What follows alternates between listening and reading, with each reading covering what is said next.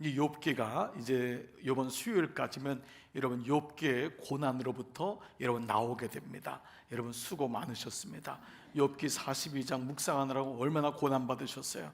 여러분 어떤 분이 기도 제목이 욥기가 끝내게 주시옵소서. 욥기가 너무 기나이다. 근데 어떤 분은 욥기를 통해 보지 못했던 걸 본 분들도 있을 거예요. 욥기가 이런 말씀이었나? 욥은 고난받아 승리했던 사람인 줄 알았는데 욥은 고난에 승리하지 않았어요. 오늘 말씀에도 욥은 기다렸던 하나님을 만났지만 사실 욥이 하나님을 만난 것이 아니라 하나님이 욥을 만나셨어요. 하나님이 욥에게 오셨어요. 이게 기독교의 본질이에요. 우리가 하나님을 만나기를 원하지요. 그런데 하나님이 오시는 거예요. 사랑은 여기 있으니 우리가 하나님 사랑한 것이 아니에요.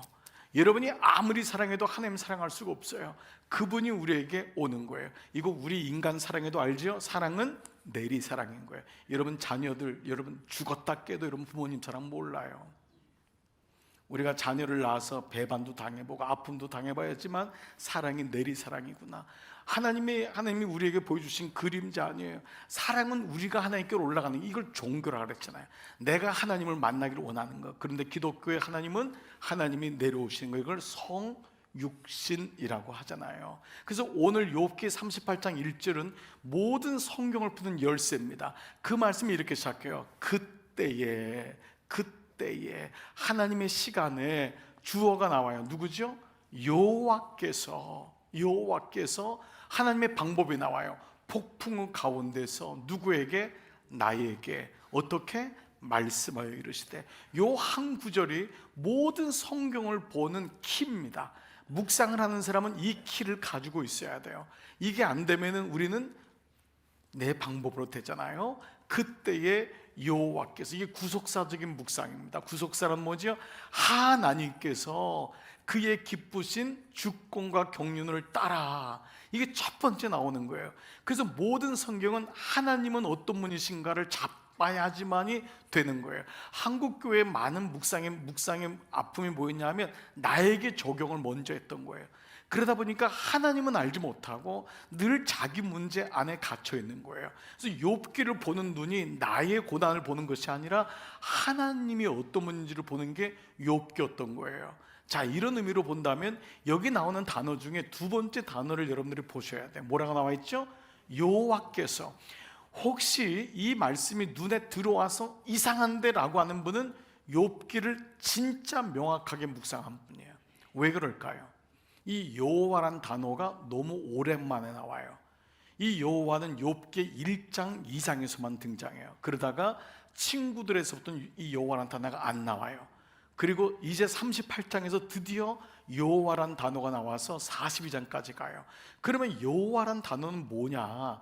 그러면 친구들이 말했던 단어는 뭐였을까요? 하나님이란 단어로 번역됐어요. 이 단어는 뭐냐면 엘로힘이란 단어예요. 엘로힘. 그 여호와란 말은 제호바란 말이거든. 그걸 여호와 그대로 한 거예요. 그러면 엘로힘하고 여호와하고 무슨 차이 있길래? 그러니까 하나님이 38장에서 이게 나다 그러면서 등장하는 게 여호와께서예요. 그리고 1장 2장은 천상에서 하나님이 사탄과의 회의 때 여호와께서 사단이 여호와에게 이렇게 계속 나오는 거예요. 그러면 엘로힘은 뭐고 여호와는 뭘까요? 왜 욥기는 굳이 이렇게 말씀을 계속 반복해서 바꾸어서 얘기하고 있을까라는 거예요. 보통 엘로힘이란 말은 초월적 존재예요. 하나님은 어떤 분이에요? 우리 잘 모르지만 하나님이 계셔. 그분이 초월하시는 분이야. 그분이 사랑의 하나님이야. 그분이 공의의 하나님이 할 때를 엘로힘이라 그래요. 이게 하나님이란 단어예요. 그런데 여호와란 단어는요, 이 단어가 아니라 나를 아시는 하나님이에요. 내 옆에 계신 하나님. 그래서 이 여호와란 단어가 야훼라는 단어와 또 혹은 아도나이란 단어로 써요. 아도나이란 뭐냐면 나의 주, 나의 하나님. 이게 여호와예요. 그러니까 지금 뭐죠? 새 친구들은 그 하나님이 여호와가 아니었고 엘로힘이었던 거예요. 하나님에 대해서는 설명은 하지만 하나님을 모르는 거예요. 우리가 교회는 다니지만은 하나님을 모르는 것과 마찬가지일 수가 있어요. 근데 이제 드디어 그 하나님이 38장에서 등장한 거예요. 욥에게 나다. 그게 바로 욥에게 그때의 여호와께서 폭풍 가운데 욥에게 말씀하여 이르시되 라고 하는 메시지인 것입니다. 그래서 이 엘로힘을 초월적 하나님이라고 한다면 여호와는 언약적 하나님이라고 해요.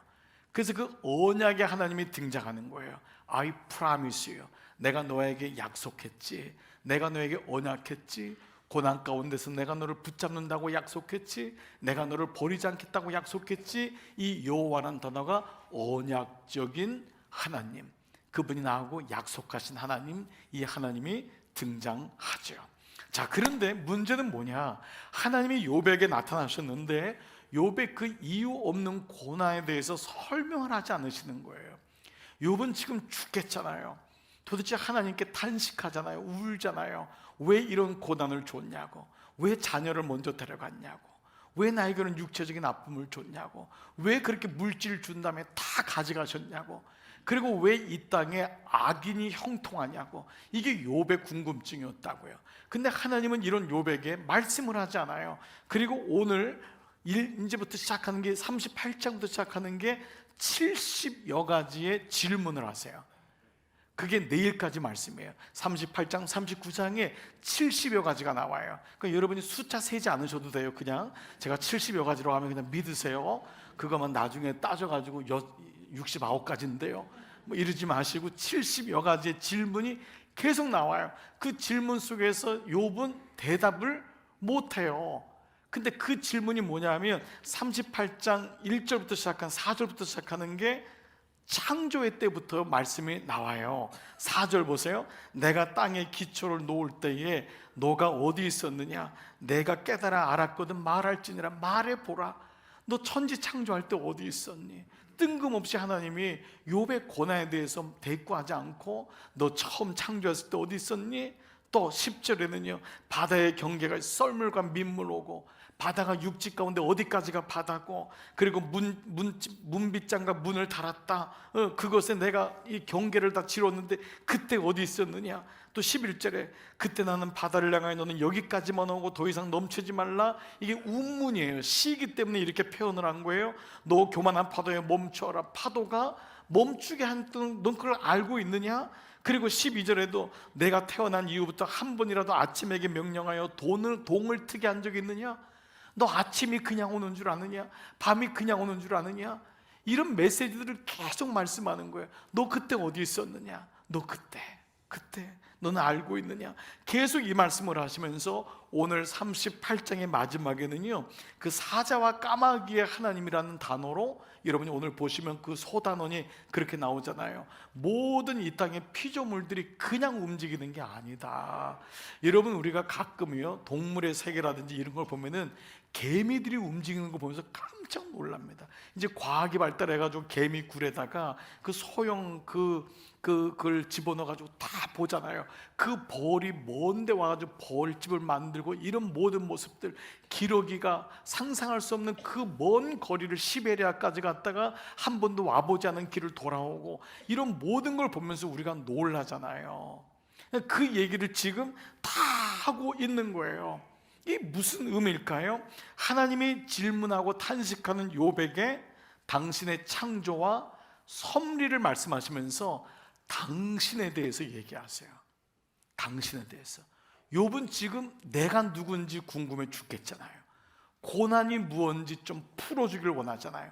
근데 하나님은 당신에 대해서 얘기하는 거예요. 그래서 우리는 이 얘기를 들을 때 어떤 마음이 드냐면은 하나님 좀 매정하신 것 같다. 내가 알고 있는 하나님이 아닌 것 같아. 내가 이렇게 고민하고 아파있으면 하나님이 따뜻하게 한마디로도 해줘야 되는데 그런 하나님이 아닌 것 같다라는 생각을 하게 돼요. 그런데 우리가 여기서 흔들릴 이유가 없어요. 왜냐하면 그때에 누가요? 여호와께서, 엘로힘이 아니에요. 여호와께서 폭풍우 가운데 욥에게 말씀하여 이르시되, 이 여호와란 단어가 하나님은 욥을 이미 다 알고 있었던 거예요. 그래서 오늘 본문 38장 1절 그때의 여호와께서라고 하는 이 말은 욥의 아픔을 무시하거나 모르시는 하나님이 아니라 우리가 익히 알고 있는 기대에서부터 나와서 믿음의 순서를 보여주는 거예요. 그래서 이 믿음의 순서가 뭐냐? 하나님이 고통 중에 있는 욥에게 당신을 드러내듯이, 이 단어예요, 하나님은 우리가 당신에게 집중하기를 원하셔요. 이게 믿음이에요. 종교는 하나님이 나에게 집중하기를 원하시는 거예요. 이게 종교예요. 종교와 신앙의 차이를 오래 믿어도 헷갈리는 분들이 있어요. 그 축이 누구냐예요. 종교의 축은 나예요. 예수님 믿어도 끊임없이 나만 바라본 사람은 예수님을 종교로 믿는 거예요. 그러나 생명으로 믿는 것은 나는 유한한 거예요. 그러나 나는 죽어도 살겠고 영혼의 세계를 믿기 때문에 이 땅에서 내가 중심이 아닌 하나님 중심의 삶을 살 수 있는 거예요. 그래서 이 자를 가르쳐 사명자라고 하는 거예요. 왜 내게 돈이 있어요? 왜 내게 건강이 있어요? 왜 내게 직분이 있어요? 왜 내게 명예가 있어요? 무엇을 위해서? For God's glory. 하나님의 영광이라고 하는 단어가 생겨요. 그걸 가르쳐서 사명이라고 하는 거예요. 안 그러면 돈 때문에 죄송해요, 망합니다. 건강 때문에 필히 망합니다. 여러분의 명예 때문에 망합니다. 그래서 하나님이란 단어가 있을 때 처음엔 모르지만 이게 가장 완벽하고 안전하다는 것을 경험하게 되지요. 욥에게 지금 이것을 보여주는 거예요. 그래서 욥의 말씀은 욥이 병들었는데 가난했는데 부자가 됐다, 다시 자식 얻었다, 잘 됐다, 복 받았다. 이게 욥이 아닌 거라는 거죠. 자, 우리가 하나님을 의심할 만큼 욥은 부당한 고난을 받아요. 그리고 세상은 무질서하게 보여요. 그렇지만 하나님 뭐라 그러죠? 그렇지 않다야. God in control. 여전히 이 세상은 내가 다스리고 있고 이 세상은 여전히 나로 인하여 움직이고 있다. 그리고 마지막 말씀하시는 것이 내가 이것을 믿느냐라는 거예요. 이게 욥기의 마지막 주제예요. 그래서 믿음이 이해하는, 하나님이 어떤 분인지를 이해하는 차원에서 욥으로 하여금 너는 그래도 이것을 믿을 수 있느냐라고 하는 메시지로 우리를 초청하고 있어요. 여러분, 어찌 보면 성경은요, 처음부터 마지막까지 여러분에게 이 성경은 어려울 수가 있어요. 왜냐하면 특별히 이해와 설득을 요구하는 분에게는 성경은 어려워요. 여러분이 믿음의 진보가 되지 않는 여러 가지 이유가 있을 수 있어요. 교회에 나오면서 훈련을 받지 않거나 말씀이 잘 안 들리거나 아니면은 혹시 여러분 중에 이해와 설득이라고 하는 건 나쁜 건 아니에요. 그러나 이해와 설득을 계속 요구하다 보니까 이 성경 자체를 보지를 못하는 거예요. 자, 창세기 1장 1절이 태초에 하나님이 천지를 창조하셨다. 이 말씀을 이해와 설득으로 보는 사람은 그냥 보다가 닫습니다. 우주는 빅뱅으로 만들어졌는데, 나는 유인원이 원숭이가 만들어진 게 나인데, 배운 게 우린 그거잖아요. 거기 여러분 이해가 동의가 됐습니까? 여러분은 이해돼 가지고 여러분이 진화론을 배운 게 아니잖아요. 어느 날 알다 보니까 그게 이해가 되고, 이해가 된 것도 아니죠. 그냥 암송하고 암기하다 보니까 나는 그냥 그렇게 된 거고, 우리는 어느 순간인가 우리의 관념적인 세계가 이해와 설득이라고 하는 나름의 가치를 가지고 있어요. 그래서 어느 자녀가 어머니한테 그러더래요. 어머니 그렇게 예수를 믿는 걸 나를 설득을 좀 시켜보라고. 그래서 어머니가 그랬다잖아요. 내가 너를 그렇게 사랑하는 걸 설득을 한번 해봐라, 나한테. 내가 너를 목숨 걸고 난 걸 나한테 설득 좀 해봐라. 우리의 삶 속에 설득과 이해로 해결되는 건 사실 많지 않아요. 그럼에도 불구하고 우리는 모든 걸 다 그냥 믿어요. 여러분이 커피집에 가서 커피를 마실 때 거기다 누가 독극물을 집어넣는지 아무도 알 수 없어요. 그러나 묻지 않아요. 그럼 물어요. 스타벅스 가서 혹시 독 집어넣었나요? 맛을 한번 보는 사람은 아무도 없어요. 5,000원에 여러분은 믿고 그거를 먹는 거예요. 그런데 유독 하나님 말씀 앞에서만이 여러분 스스로가 이해와 혹은 여러분의 설득을 요구하는 분들이 있다는 거예요.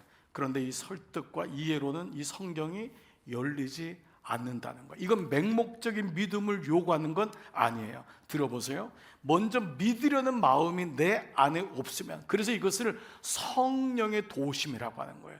성령께서 여러분의 마음속에 믿음을 선물로 주지 않으면은, 그 믿음을 주지 않으면, 그 먼저 여러분이 그 믿음 앞에 여러분이 무릎 꿇는 항복하는 나의 설득과 권위에 대한 짧은 지식이라도 내려놓는 마음이 없다면은 성경은 절대 열리지 않는다는 거예요. 부부싸움의 모든 원리가 뭐예요? 내 권위와 권리를 포기하지 못한다는 거 아니에요. 근데 그 순간에 그걸 포기할 때 사랑이라고 하는 걸 알게 되고, 사랑은 내려놓는 거구나 아는 거예요. 하나님이 어떤 분이신지를 알 때 내 기준의 잣대를 가지고서 나를 설득해 보세요가 아니라 그 앞에 먼저 한번 있는 거예요. 주의 계집종이오니 내게 말씀하시옵소서. 수많은 마리아를 두들겼지만 그날 그 마리아는 주님께 말씀한 거 아니에요. 주님 내게 말씀하시옵소서. 주님이 마리아에게만 찾아갔다고 생각하세요? 베들레헴에 있는 수많은 여인들에게 찾아가서 문을 두드렸을 거예요. 근데 그 마리아만은 주의 계집종이오니 내게 말씀하시옵소서. 자기의 이해와 자기의 관심, 자기의 설득의 관계를 내려놓았던 거예요. 자, 그래서 이걸 가리켜서 뭐라고 하냐면 믿기 위한 이해가 아닌 이해를 추구하는 믿음이란 단어를 써요. 굉장히 교리적인 단어인데요, 믿기 위한 이해가 아니에요. 내가 믿으려고 이해하는 게 아니라 이 이해를 추구하는 믿음, 믿음이 중심이 된다는 거예요. 믿음이 이해가 중심이 아니라, 믿으려고 내가 이해해 보려고 이해시켜 달라는 것이 아니라 이해를 추구하지만 믿음이 그 안에 있어요. 자, 중세기 안셀무스라는 교부가 나는 믿기 위해서 이해를 추구하지 않는다, 오히려 이해하기 위해서 믿는다, 이해보다 믿음을 선택했어요. 이거를 성 어거스틴이 뭐라고 했냐면 믿는다면 이해할 수 있습니다. 이게 최종적인 언어예요. 굉장히 기독교에서는 중요한 언어예요. 나는 믿는다면 이해할 수 있습니다. 내가 하나님을 믿는다면 성경이 보입니다. 그래서 이 단어가 크레데 우트 인텔리가스라고 하는 이 단어는 너무도 중요한 기독교를 만든 단어가 됐어요. 믿는다면 이해할 수 있습니다. 이성의 눈으로 성경을 보면 성경은 말 그 자체로 여러분이 이해가 되지 않아요. 그리고 오히려 허구의 연속처럼 보여요. 성경에 있는 모든 기적들의 이야기들은 어떻게 느껴져요? 여러분이 볼 때마다 그것을 에피소드로 여겨줄 수도 있어요. 이거 뭐야? 뭐 이런 말이 어디 있어요? 아니 지팡이 하나로 바다가 갈라져? 그리고 그렇게 문둥병자가 똥물인 요단강에 들어갔더니 7번 순종했더니 어린애처럼 바뀌었어? 누가 그 왕이 그렇게 기도했더니 15년을 생명을 연장받았어? 아니 싸움에서 기도했더니 해가 지지 않고 해가 더 연장됐어? 이런 수많은 스토리들을 우리는 통과해야 되는 거예요. 그런데 마지막에 구약에 보니까 선지서에는 좀 그런 게 없어서 다행이다 했더니 신약에 갔더니 족보예가 나오는 거예요. 족보예가 나오는 게 그 중점이 뭐냐면 하나님이 인간이 되셨다가 마태복음의 주제거든요. 보십시오. 이 대강절을 거치면서 성육신으로 오신 예수 그리스도, 동정녀 탄생을 통해서 오신 예수 그리스도는 여러분에게 믿을 거냐, 여기서 멈출 거냐, 그냥 교회만 나올 거냐를 가르는 아주 중요한 기점이 돼요. 그래서 이 대강절이 모든 절기의 첫 번째 절기가 되는 거예요. 이 절기를 통과해야지만이 그 다음에 가는 거예요. 동정녀 탄생 내 이해로는 되질 않아요. 근데 여기서는 우리가 하나님의 사랑이라고 하는 단어로 본다면, 이해가 된다면 믿는다면 이해가 되는 거예요. 이 믿음은 맹목적이 아니에요. 그래서 믿음을 은사라고 했어요. 은혜라고 했어요. 그 믿어지는 거예요. 믿어지는 거예요. 이 말씀이 웬 은혜예요? 믿어지는데 이것이 대강절 모든 절기의 시작점이라고 했던 거예요. 중학교 제가 1학년 때 일이었는데요, 저는 초등학교 6학년 때 교회를 처음 나갔잖아요. 중학교 1학년 때 그 교회에 큰 행사가 있었습니다. 그 뭐냐면 성탄절, 이 대강절 때 뭘 하냐 하면은 성탄절 연극을 크게 해요. 근데 그 당시 중고등부가 따로 돼 있었는데 학생 수가 상당히 많았습니다.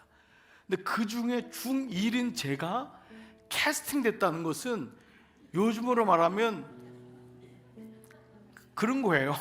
그래 여러분, 이거 굉장한 거예요. 중학교 1학년짜리가, 그것도 요셉이란 사람으로 제가 캐스팅됐어요. 마리아의 남편 요셉. 얼마나 사람들이 좋게 봤으면은 전 요셉이다, 요셉으로 캐스팅돼서 나간 거예요. 근데 나중에 알고 봤더니 요셉은 대사가 하나도 없어요.